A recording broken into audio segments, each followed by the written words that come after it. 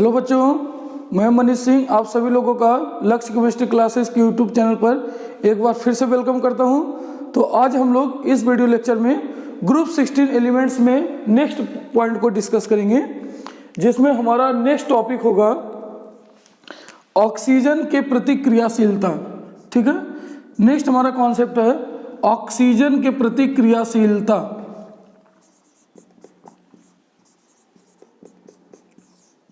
Oxygen के प्रति क्रियाशीलता।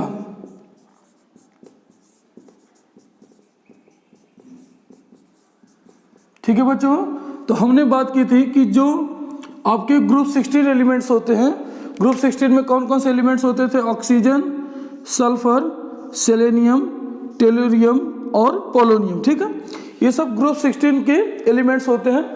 ओल्ड स्टाइल से टीपो, ये ट्रिक है याद करने की। ठीक है, तो ऑक्सीजन, सल्फर, सेलेनियम, टेलुरियम और पोलोनियम।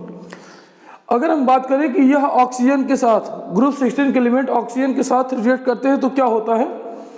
तो यह आपका ऑक्सीजन किसी भी प्रकार का ऑक्साइड्स नहीं बनाता है। ठीक है, लेकिन सल्फर की बात करें तो सल्फर आपका SO2 तथा SO3 बनाता है, SO2 तथा SO3। ठीक है, इसी तरह सेलेनियम SeO2 तथा SeO3। ठीक है, टेलुरियम भी आपका TeO2 तथा TeO3 बनाता है, टेलुरियम डाइऑक्साइड तथा टेलुरियम ट्राइऑक्साइड। जबकि पोलोनियम एक रेडियो एक्टिव एलिमेंट्स है और यह भी किसी प्रकार के ऑक्साइड्स का फॉर्मेशन नहीं करते। ठीक है, तो हमने देखा क्या कि आपके जो ऑक्सीजन की प्रतिक्रियाशीलता में है, तो वर्ग 16 के तत्व दो लोगों के साथ दोस्ती करना पसंद करते हैं, एक डबल स्टार वालों के साथ और एक ट्रिपल स्टार वालों के साथ। जब ये डबल स्टार वालों के साथ दोस्ती करते हैं तो उनको हम डाइऑक्साइड, और ट्रिपल स्टार वालों के साथ दोस्ती करते हैं तो उसको क्या बोलते हैं? ट्राइऑक्साइड। तो हम बोल सकते हैं बच्चों कि वर्ग 16 के तत्व ऑक्सीजन से विक्रिया करके दो प्रकार के ऑक्साइड्स बनाते हैं, एक को हम कहते हैं डाइऑक्साइड तथा दूसरे को हम कहते हैं ट्राइऑक्साइड। ठीक है, तो हम लिखेंगे बच्चों इसमें बच्चों हम लिखेंगे सबसे पहला पॉइंट, वर्ग 16 के तत्व, वर्ग 16 के तत्व दो प्रकार के ऑक्साइड, दो प्रकार के ऑक्साइड, ऑक्साइड तो क्या क्या बोलेंगे बच्चों? कौन कौन सा है? डाइऑक्साइड तथा ट्राइऑक्साइड बनाते हैं। डाइऑक्साइड, डाइऑक्साइड जिसको हम बोलते हैं बच्चों EO2 तथा ट्राइऑक्साइड बनाते हैं, तथा ट्राइऑक्साइड बनाते हैं, ऑक्साइड बनाते हैं। ठीक है बच्चों, यह हो गई पहली पॉइंट, डाइऑक्साइड तथा ट्राइऑक्साइड बनाते हैं। और ट्राइऑक्साइड को क्या लिखोगे बच्चों आप? EO3। ठीक है, तो इस E इक्वल टू क्या क्या आ सकता है बच्चों? E इक्वल टू कोई भी सल्फर, सेलेनियम, टेलुरियम या फिर पोलोनियम हो सकता है आपका। ठीक है, तो डाइऑक्साइड तथा ट्राइऑक्साइड का निर्माण कर सकते हैं। ठीक है, तो ये बात हो गई वर्ग 16 के तत्वों की बात। अब बच्चों दूसरा पॉइंट अगर मैं लूँ तो ऑक्साइड्स में जो आपके ओजोन होते हैं और SO2 दोनों आपका बच्चों गैस होता है। ठीक है, तो हम बोलेंगे ओजोन। नेक्स्ट पॉइंट है बच्चों आपका ओजोन, ओजोन का फॉर्मूला क्या होता है? O3 तथा सल्फर डाइऑक्साइड, तथा पूरा नाम मैं नहीं लिख रहा हूँ, SO2 को आप बोलते हैं sulphur dioxide. Sulphur dioxide gas है, गैस है या गैस होते हैं, जबकि आपका जो सेलेनियम डाइऑक्साइड है SO2 एक ठोस होता है। SO2 क्या होता है बच्चों? एक ठोस होता है। ठीक है, यह कॉन्सेप्ट हो गया। तो ध्यान रखिएगा, ओजोन तथा SO2 गैस होता है, जबकि आपका SiO2 क्या होता है बच्चों? एक ठोस होता है। नेक्स्ट पॉइंट हम समझते हैं बच्चों कि आप अभी हमने बोला था कि सल्फर दो तरह के ऑक्साइड्स बनाते हैं, एक को आप बोलते हो SO2 जिसको हम बोलते हैं सल्फर डाइऑक्साइड, और दूसरा होता है 3 स्टार वालों के साथ दोस्ती करता है जिसको हम बोलते हैं SO3 सल्फर ट्राइऑक्साइड। ठीक है बच्चों, तो देखिए SO2 जो है बच्चों, इसमें ऑक्सीडेशन स्टेट निकालिएगा अगर आप, तो ऑक्सीडेशन स्टेट कितना हो जाएगा? तो इसको सल्फर का ऑक्सीडेशन स्टेट निकालिए, तो सल्फर का X मान लीजिए प्लस ऑक्सीजन का कितना होता है बच्चों, ऑक्सीजन इक्वल टू होता है -2, ठीक है। जनरल केस में ऑक्सीजन का -2, तो -2 मल्टीप्लाई बाई कितना हो जाएगा बच्चों 2, क्योंकि 2 ऑक्सीजन है, इक्वल टू 0, क्योंकि कोई भी चार्ज है नहीं है, तो x -4 इक्वल टू 0, तो x इक्वल टू कितना हो जाएगा बच्चों, इधर चला जाएगा तो प्लस का 4, ठीक है। तो यहाँ पे सल्फर का ऑक्सीडेशन स्टेट कितना हो गया बच्चों, +4, ठीक है। यहाँ देखिए, यहाँ पे निकालेंगे बच्चों सल्फर का, तो x मानिए प्लस ऑक्सीजन का होता है -2 गुने में 3 इक्वल टू कितना 0, तो x -6 इक्वल टू 0, तो x इक्वल टू कितना हो जाएगा बच्चों, प्लस का 6, ठीक है।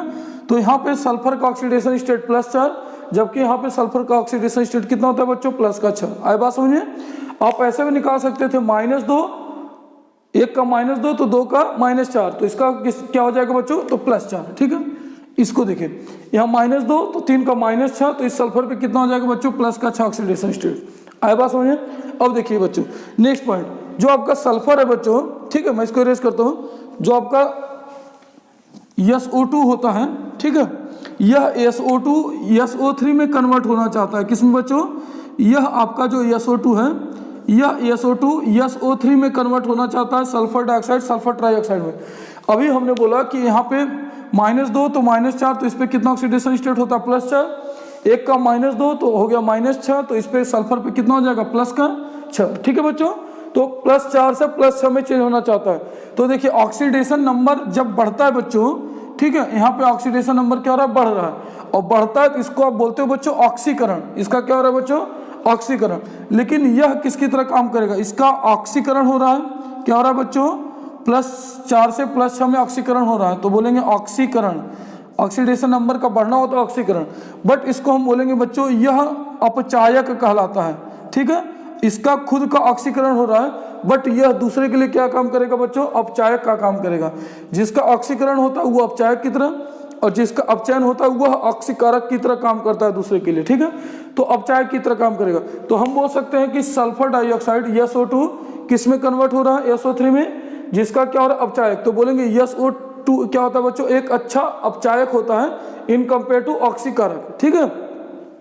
तो SO2 की अगर हम बात करें तो SO2 क्या है बच्चों, एक अच्छा अपचायक होता है। आए बात समझिए कैसे हमने बोला, ठीक है। तो हमने पूरी अच्छी तरह से आपको समझाया। तो हम बोल सकते हैं SO2 से TO2 तक, ठीक है, टेलुरियम ऑक्साइड तक क्या होता है बच्चों, अपचयन गुण घटता है, जबकि ऑक्सीकारक गुण क्या होता है बच्चों, बढ़ता है, ठीक है। तो हम बोलेंगे SO2 सल्फर डाइऑक्साइड क्या है, एक अच्छा अपचायक है, तो हम बोल सकते हैं एक अच्छा क्या है बच्चों, अपचायक है।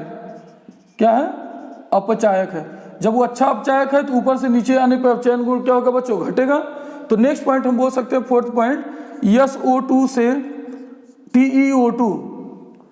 TeO2 तक अपचायक गुण घटता है।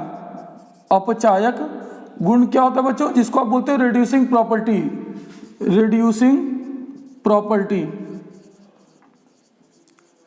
क्या होता है बच्चों, तो हम बोलेंगे घटता है, ठीक है। तो SO2 आपका एक अच्छा अपचायक है, जबकि जो आपका TeO2 है बच्चों, यह ऑक्सीकारक है। TeO2 क्या है बच्चों, ऑक्सीकारक। TeO2 क्या है बच्चों, एक अच्छा सा ऑक्सीकारक की तरह काम करता है। आई बात समझे। नेक्स्ट पॉइंट है बच्चों, दोनों जो ऑक्साइड्स होते हैं, चाहे वो डाइऑक्साइड्स हो चाहे वो ट्राइऑक्साइड्स हैं, दोनों के दोनों ऑक्साइड अम्लीय प्रकृति या एसिडिक नेचर के होते हैं, ठीक है। तो हम बोल सकते हैं कि दोनों ऑक्साइड, दोनों मतलब डाइऑक्साइड तथा ट्राइऑक्साइड, ठीक है। तो बोलेंगे डाइऑक्साइड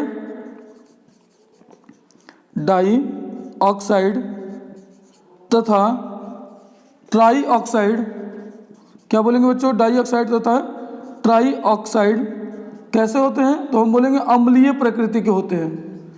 अम्लीय प्रकृति के होते हैं,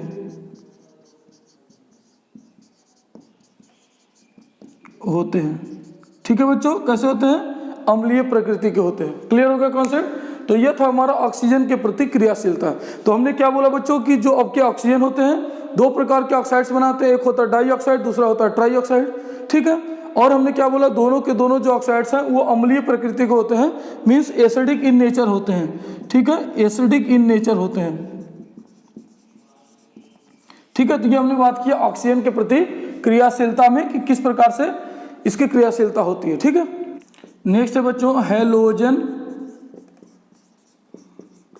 के प्रति क्रियाशीलता। प्रतिक्रियाशीलता, रिएक्टिविटी टुवर्ड्स हैलोजन। ठीक है बच्चों, रिएक्टिविटी टुवर्ड्स हैलोजन। तो जब यह हैलोजन के साथ अभिक्रिया करेगा आपके वर्ग 16 के तत्व, तो किस प्रकार के हैलाइड्स बनाते हैं उसकी हम बात करते हैं। ठीक है, तो पहला पॉइंट अगर मैं देखूं बच्चों, हैलोजन के प्रति क्रियाशीलता, तो कौन कौन से तत्व थे? ऑक्सीजन, सल्फर, सेलेनियम, टेल्यूरियम और कौन सा था बच्चों? पोलोनियम। ठीक है, तो दूसरा अगर हम बात करें बच्चों, तो इतने आपके तो तत्व है। ठीक है, तो इसमें अगर मैं पॉइंट लिखूं तो मैं पहला पॉइंट लिख सकता हूं कि यह डाईहैलाइड, टेट्राहैलाइड तथा हेक्साहैलाइड बनाते हैं। ठीक है, तो वर्ग 16 के तत्व हैलोजन से अभिक्रिया करके क्या करते हैं बच्चों? डाईहैलाइड, टेट्राहैलाइड तथा हेक्साहैलाइड बनाते हैं। तो मैं बोलूंगा पहला पॉइंट, वर्ग 16 के तत्व सभी तत्व या तत्व हैलोजन से अभिक्रिया करके, हैलोजन से अभिक्रिया करके, हैलोजन से अभिक्रिया करके, जब वो हैलोजन के साथ क्या करते हैं बच्चों? अभिक्रिया, रिएक्शन करते हैं, तो क्या होता है? वर्ग 16 के तत्व हैलोजन से अभिक्रिया करके एक EX2 मीन्स डाईहैलाइड, EX4 मीन्स टेट्राहैलाइड तथा EX6 मतलब होता है आपका हेक्साहैलाइड बनाते हैं। ठीक है बच्चों, ई का मतलब कोई भी तत्व हो सकता है, ऑक्सीजन, सल्फर, सेलेनियम, टेल्यूरियम या फिर पोलोनियम। ठीक है, चलिए दूसरे पॉइंट की अगर मैं बात करूं बच्चों, यहाँ पे अगर रिएक्टिविटी की कि कौन सा हैलोजन सबसे ज्यादा क्रियाशील होता है, तो अगर मैं हैलोजन की क्रियाशीलता की बात करूं, सेकंड पॉइंट में बच्चों अगर मैं बात करूं हैलोजन की क्रियाशीलता,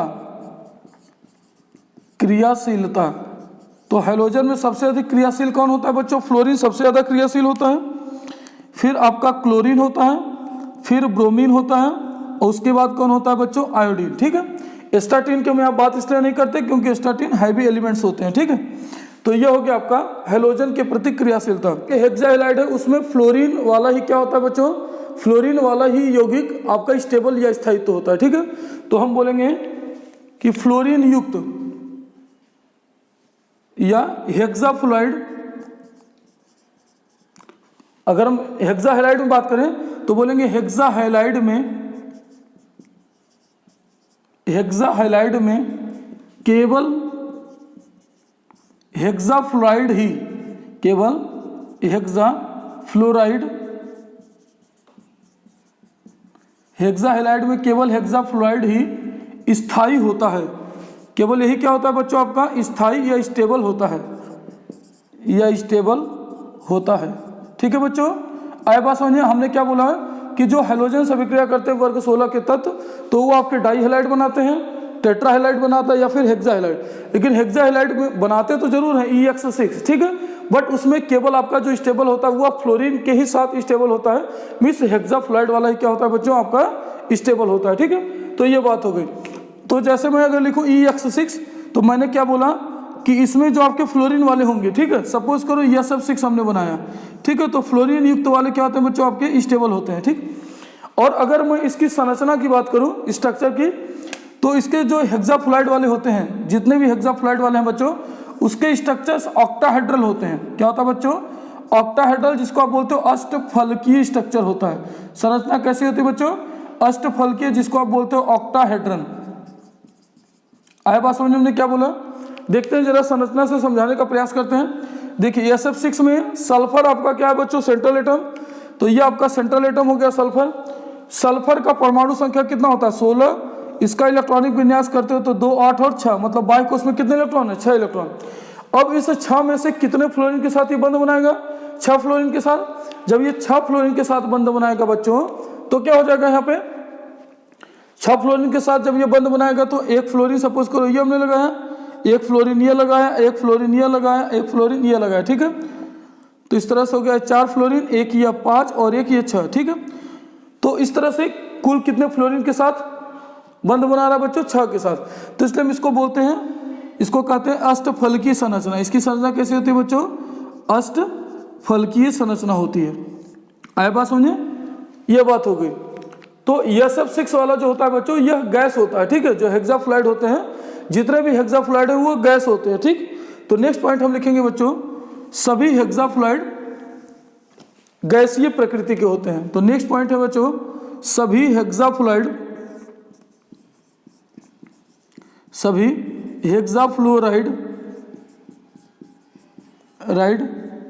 गैसीय प्रकृति के होते हैं, गैसीय प्रकृति के होते हैं। आए बच्चों बात समझिए, तो कैसे होते हैं, गैसीय प्रकृति के होते हैं। नेक्स्ट हम बात करते हैं कुछ टेट्राफ्लोराइड की। अगर बात करें तो टेट्राफ्लोराइड में क्या होता है या टेट्राहेलाइड में क्या होते हैं। तो चलिए नेक्स्ट पॉइंट हम देखते हैं बच्चों।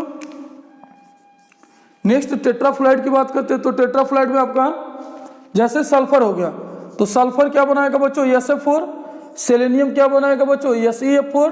और टेलुरियम क्या बनाता है बच्चों, TeF4। तो यह सब आपके क्या है बच्चों, यह सभी आपके टेट्राफ्लोराइड है। क्या बच्चों, टेट्राफ्लोराइड, ठीक है। या इसी को टेट्राहेलाइड भी आप बोल सकते हो। टेट्रा मतलब 4, हेलाइड का मतलब हेलोजन। तो कुल कितने हेलोजन के साथ यहाँ विक्रिया कर रहा है, 4 हेलोजन के साथ, इसीलिए बोलते हैं टेट्राहेलाइड, ठीक है। और यह सभी बच्चों किस तरह के होते हैं, SF4, SeF4 या TeF4। तो यह आपके ठोस होते हैं। ये सभी क्या होते हैं बच्चों, तो यह ठोस होता है। कौन, यह सॉलिड होता है। कौन कौन, तो आपका SF4 सल्फर टेट्राफ्लोराइड, या सेलेनियम टेट्राफ्लोराइड, या टेलुरियम टेट्राफ्लोराइड, ठीक है। सभी क्या होते हैं बच्चों, ठोस होते हैं। एक पॉइंट क्या हो गया। नेक्स्ट इसके बाद हम क्या बोल सकते हैं बच्चों, बोल सकते हैं अगर इसकी स्ट्रक्चर्स की बात करें तो जैसे सल्फर लेते हैं, तो ये देखिए सल्फर है, ठीक है। ये सल्फर सेंट्रल एटम, अभी हमने बोला कि सल्फर का परमाणु संख्या कितना होता है, 16। और इलेक्ट्रॉनिक विन्यास करते हो तो 2, 8 और 6। तो बाइकोस में कितने इलेक्ट्रॉन है, 6 इलेक्ट्रॉन। ये दोस्ती या फ्रेंडशिप कितने लोगों के साथ कर रहा है बच्चों, 4 के साथ, ठीक है। तो 4 के साथ दोस्ती कर रहा है और 2 इलेक्ट्रॉन उसके बाद बच गए। बात को समझिए, अगर आपके पास बाइकोस में 6 इलेक्ट्रॉन है, 4 के साथ दोस्ती कर रहा है, तो 4 तो अपना खर्च कर दिया, बचा कितना, 2। 2 का मतलब कितना जोड़ा, तो 1 लोन पेयर ऑफ इलेक्ट्रॉन, ठीक है। तो कुल 4 और 1 कितने होंगे बच्चों, 5। और 5 के लिए जब भी स्ट्रक्चर्स बनता है बच्चों, तो वह बनता है त्रिकोणीय बाइपिरामिडल, ठीक है। ट्राइगोनल बाइपिरामिडल, या जिसको बोलते हैं त्रिकोणीय द्विपिरामिड, ठीक है। ऐसे समझिए, अगर हमने बोला 1 फ्लोरीन हो गया, इसके साथ दोस्ती कर लिया, 1 फ्लोरीन 2, 1 फ्लोरीन 3, 1 फ्लोरीन 4, ठीक है। देखिए, तो 4 के साथ दोस्ती किया, अभी भी कितने इलेक्ट्रॉन बचे, 2 इलेक्ट्रॉन। और 2 इलेक्ट्रॉन का मतलब कितना होता है, कितना जोड़ा, 1 जोड़ा। और इसी 1 जोड़े को हम एक एकाकी युग्म या एक लोन पेयर ऑफ इलेक्ट्रॉन बोलते हैं। तो ये आपका क्या कहलाएगा बच्चों, तो यह कहलाएगा लोन पेयर ऑफ इलेक्ट्रॉन। आए बात समझिए, ये क्या है बच्चों, लोन पेयर ऑफ इलेक्ट्रॉन। तो इसके पास हम बात करें तो 1, 2, 3, 4 बॉन्ड पेयर, 4 क्या होते हैं बच्चों, बॉन्ड पेयर, तथा 1 क्या होता है बच्चों, लोन पेयर ऑफ इलेक्ट्रॉन होता है इसके पास, ठीक है। आए बात समझिए। अब देखिए, तो यह बन गया। अगर हम इसके बात करें कि इसमें किस तरह का हाइब्रिडाइजेशन या संकरण किस तरह का होता है, ठीक है। तो 5 है बच्चों, 1, 2, 3, 4, 5। और 5 के लिए हम क्या लिखते थे बच्चों, sp3d, ठीक है। 5 के लिए क्या लिखते हैं, sp3d। तो इसका संकरण क्या होता है बच्चों, sp3d होता है, ठीक है। अगर नहीं समझ में आया तो आप कमेंट करके हमको बताइए, हम आपको फिर से संकरण निकालना सिखाएंगे एक अलग वीडियो में, ठीक है। एकदम अच्छे से आपको समझ में आ जाएगा संकरण। यहाँ पे मैं आपको बिल्कुल शॉर्ट में बता दे रहा हूँ कि 5 है, 5 बंद बना रहा है, तो 5 के लिए क्या हो जाएगा, sp3d संकरण होगा या हाइब्रिडाइजेशन होगा, ठीक है। यह बात हुई। दूसरा पॉइंट इसके बाद देखते हैं बच्चों, अगर इसके हम संरचना की बात करें, संरचना किस प्रकार से होता है, तो इसका संरचना या स्ट्रक्चर्स बच्चों त्रिकोणीय द्विपिरामिड होता है। क्या बोलते हैं इसको, तो इसको कहा जाता है त्रिकोणीय द्विपिरामिड, द्विपिरामिड, ठीक है बच्चों। ये ट्राइगोनल बाइपिरामिडल बोलते हैं इसी को, ट्राइगोनल बाइपिरामिडल, ठीक है। इसी को बच्चों TBP भी बोलते हैं, शॉर्ट में बोलते हैं TBP या ट्राइगोनल बाइपिरामिडल, ठीक है। अब देखिए बच्चों, इसके पास लोन पेयर इलेक्ट्रॉन कितने होते हैं, 1 लोन पेयर इलेक्ट्रॉन। अब अगर इसके हम ज्यामिति की बात करें कि इसके ज्यामिति किस प्रकार से होता है, या ज्योमेट्री जिसको आप बोलते हो, ठीक है, ज्योमेट्री, ठीक है।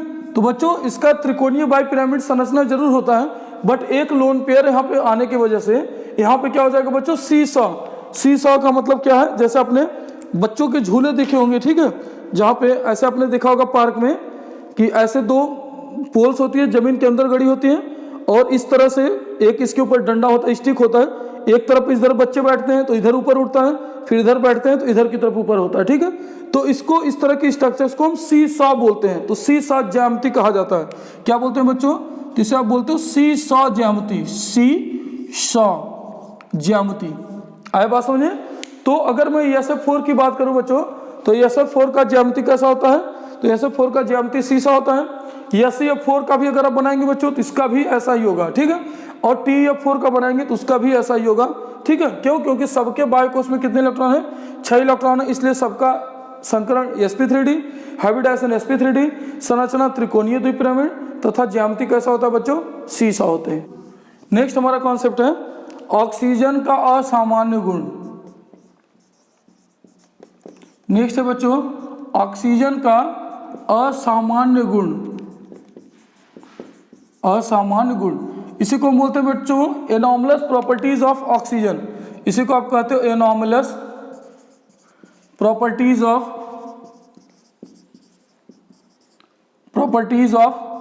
क्या बोलेंगे बच्चों? ऑक्सीजन, ठीक है। तो ऑक्सीजन का कौन सा असामान्य गुण है जो उसके ही ग्रुप के और भी जो मेंबर्स हैं उनसे डिफरेंट होता है, ठीक है। तो पहला पॉइंट बच्चों, ऑक्सीजन का आकार बहुत ही छोटा होता है, ठीक है। अपने वर्ग के जितने भी तत्व हैं, चाहे सल्फर हो, सेलेनियम हो, टेलुरियम हो, पोलोनियम हो, सभी में उसका आकार क्या होता है? छोटा। तो पहला पॉइंट हम बोलेंगे बच्चों ऑक्सीजन का आकार छोटा होना। आकार क्या होना बच्चों? छोटा होना, ठीक है। स्मॉलेस्ट साइज ऑफ ऑक्सीजन, ये पहला पॉइंट है। ऑक्सीजन का आकार कैसा होता है बच्चों? छोटा। नेक्स्ट दूसरा पॉइंट देखिए बच्चों, ऑक्सीजन की विद्युत ऋणात्मकता ज्यादा होती है, और ज्यादा इतनी होती है कि केवल फ्लोरीन से ही कम होती है, ठीक है। पूरे अगर बात करें पूरे आवर्त सारणी में तो सबसे अधिक फ्लोरीन, उसके बाद ऑक्सीजन, ठीक है। तो दूसरा सबसे अधिक विद्युत ऋणात्मक तत्व आपका ऑक्सीजन होता है। क्लियर है ना? ठीक है। जहां पे भी डाउट हो कमेंट करके हमको बताइए, ठीक है। तो आपका विद्युत ऋणात्मकता अधिक होता है ऑक्सीजन का, तथा इसकी जो आयनन एंथैल्पी होती है, आयनन एंथैल्पी का मान भी क्या होता है बच्चों? उच्च होता है, ठीक है। तो हम बोलेंगे क्या? दूसरी पॉइंट हम बोलेंगे कि उच्च विद्युत ऋणात्मकता किसकी? ऑक्सीजन की बात करें, ठीक है। तो उच्च ऑक्सीजन की, मैं पूरी बात लिख देता हूं, ऑक्सीजन की उच्च विद्युत ऋणात्मकता, उच्च विद्युत ऋणात्मकता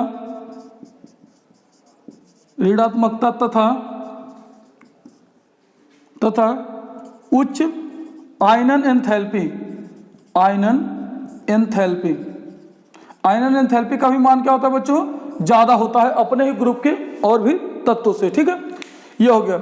लेकिन अगर हम यहाँ पे बात करें बच्चों इलेक्ट्रॉन लब्धि एंथैल्पी की, क्या इलेक्ट्रॉन लब्धि एंथैल्पी भी ऑक्सीजन का सबसे ज्यादा होता है अपने वर्ग के तत्वों में?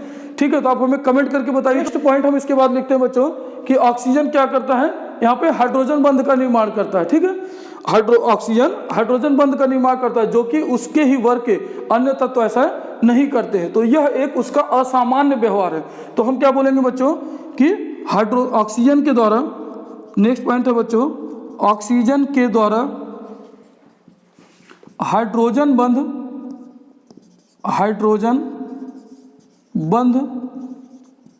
का निर्माण करना, ठीक है बच्चों। तो क्या करता है यह? आपका जो ऑक्सीजन है वो हाइड्रोजन बंध भी बनाता है, तो एक पॉइंट ये। चौथा, क्या यह इसके पास डी ऑर्बिटल होते हैं बच्चों? तो ऑक्सीजन के पास कोई भी रिक्त डी ऑर्बिटल या वैकेंट डी ऑर्बिटल उपस्थित नहीं होता है, जबकि अन्य तत्वों के पास होता है। तो नेक्स्ट पॉइंट हम बोल सकते हैं की अनुपस्थिति। ऑक्सीजन के पास क्या होता है? ऑक्सीजन के पास रिक्त डी ऑर्बिटल, रिक्त मीन्स होता है वैकेंट, तो रिक्त डी ऑर्बिटल की अनुपस्थिति, ठीक है बच्चों। तो क्या होता है? वैकेंट डी ऑर्बिटल क्या होता है? यहाँ पे ऑब्सेंस होता है। तो हम बोल सकते हैं ऑब्सेंस ऑफ, इसी को मैं इंग्लिश में लिख देता हूं, ऑब्सेंस या absence of D orbital in oxygen. Oxygen के पास डी ऑर्बिटल क्या होता है बच्चों? ऑब्सेंट होता है। तो हमने क्या क्या बोला? ऑक्सीजन का असामान्य गुण क्या है? असामान्य का मतलब अपने ही तत्व के, अपने ही वर्ग के अन्य तत्वों से क्या होता है? इसका जो गुण है वो अलग होता है, ठीक है। पहला, ऑक्सीजन का आकार छोटा होता है, जबकि सभी का क्या होता है? आकार बड़ा होता है। दूसरा, ऑक्सीजन की उच्च विद्युत ऋणात्मकता तथा आयनन एंथैल्पी का मान क्या होता है? ज्यादा होता है। उच्च विद्युत ऋणात्मकता भी ज़्यादा होता है तथा आयनन एंथैल्पी का भी मान ज़्यादा होता है। नेक्स्ट, ऑक्सीजन के द्वारा हाइड्रोजन बंध का निर्माण करना। ऑक्सीजन के पास हाइड्रोजन बंध होता है, वह हाइड्रोजन बॉन्ड बनाता है, होता क्या बनाता है, बट आपका और भी तत्व नहीं बनाता है। नेक्स्ट है, ऑक्सीजन के पास वाटर के एक मॉलिक्यूल और वाटर के दूसरे मॉलिक्यूल की यहाँ पे बात कर रहा हूँ। नेक्स्ट, ऑक्सीजन के पास रिक्त डी ऑर्बिटल, ऑक्सीजन के पास रिक्त डी ऑर्बिटल या वैकेंट डी ऑर्बिटल नहीं होते। इस बात को मैं कैसे प्रूव कर सकता हूँ, देखिए, तो ऑक्सीजन का एटॉमिक नंबर 8 होता है, तो 1s2 2s2 और 2p क्या होता है बच्चों, 2 2 4 और 4, तो 2p4, ठीक है। उसके बाद 3s आ सकता है, बट यहाँ पे कोई 3d नहीं होता, कोई पे यहाँ पे 3d नहीं होता, ठीक है। तो डी ऑर्बिटल नहीं होता, तो इसलिए बोलते हैं हम क्या है कि इसके पास रिक्त डी ऑर्बिटल नहीं है, ठीक है। जबकि अगर हम सल्फर की बात करें तो सल्फर का 16, इसको लिखते हैं 1s2 2s2 और 2p कितना 6, 3s2 और 3p कितना 4, ठीक है। इसके बाद क्या होता है, उसके बाद लिख सकते हो 3d, ठीक है बच्चों, 3d, और 3d में क्या है, 3d का ये जो ऑर्बिटल है, ठीक है, तो वैकेंट ऑर्बिटल है, ठीक, अपना नहीं है, बट यह चाहे तो इलेक्ट्रॉन को एक्सपेंड कर सकता है, ठीक है, जबकि ऑक्सीजन इलेक्ट्रॉन को एक्सपेंड नहीं कर सकता। इस तरह से समझोगे, नहीं समझ आया तो आपके पास अपने घर के आगे मान लो जमीन नहीं है, ठीक है, अपनी जमीन नहीं है, ठीक, काम पड़े तो आप यूज भी नहीं कर सकते, लेकिन कोई दूसरा आपके लड़का है, उसके अपनी तो जमीन नहीं है, बट उसी के घर के बाहर क्या है, थोड़ी सी जमीन है जो किसी दूसरे की है, तो अगर शादी में जरूरत पड़े तो वो लड़का क्या कर सकता है, उसका यूज कर सकता है, उस जमीन का यूज कर सकता है, बट आप नहीं करता फ्यूचर में अगर उसे कभी काम पड़े तो इसी तरह से है कि इसको अगर जरूरत पड़ता है सल्फर को, तो ये अपने इलेक्ट्रॉन को एक्सपेंड कर सकता है, जबकि ऑक्सीजन नहीं कर सकता, क्योंकि ऑक्सीजन के पास यहाँ पे वैकेंट डी ऑर्बिटल उपस्थित नहीं है, रिक्त डी ऑर्बिटल उपस्थित नहीं है। आए बच्चों बात समझे, तो ये हमने सीखा वर्ग 16 के तत्वों के बारे में, ठीक है। अगर आपको वीडियो समझ में आया, कॉन्सेप्ट बिल्कुल क्रिस्टल क्लियर हो गया हो, तो प्लीज़ चैनल को लाइक करिए, सब्सक्राइब करिए तथा अपने फ्रेंड के साथ शेयर करिए और मन से पढ़ते रहिए, और कहीं पे भी डाउट हो तो आप डाउट को क्लियर करिए। और जाते जाते एक क्वेश्चन आज होमवर्क में दे दे रहा हूँ, आप ये हमको बताइएगा कि ऑक्सीजन का इलेक्ट्रॉन लब्धि एंथैल्पी सबसे अधिक होता है या नहीं होता है, ठीक है, क्योंकि हमने बोला था वर्ग में ऊपर से नीचे की ओर आने पर आयनन एंथैल्पी का मान क्या होता है, घटता है, साथ साथ इलेक्ट्रॉन लब्धि एंथैल्पी का भी मान घटता है। तो क्या ऑक्सीजन की इलेक्ट्रॉन लब्धि एंथैल्पी का मान अपने वर्ग में सबसे अधिक होता है या नहीं होता, आप कमेंट करके जरूर बताइएगा, ठीक है। अगर नहीं होता तो किसका सबसे अधिक होता है, ठीक है। तो चैनल को लाइक करिए, सब्सक्राइब करिए और अपने फ्रेंड के साथ शेयर करिए, पढ़ते रहिए। Thank you.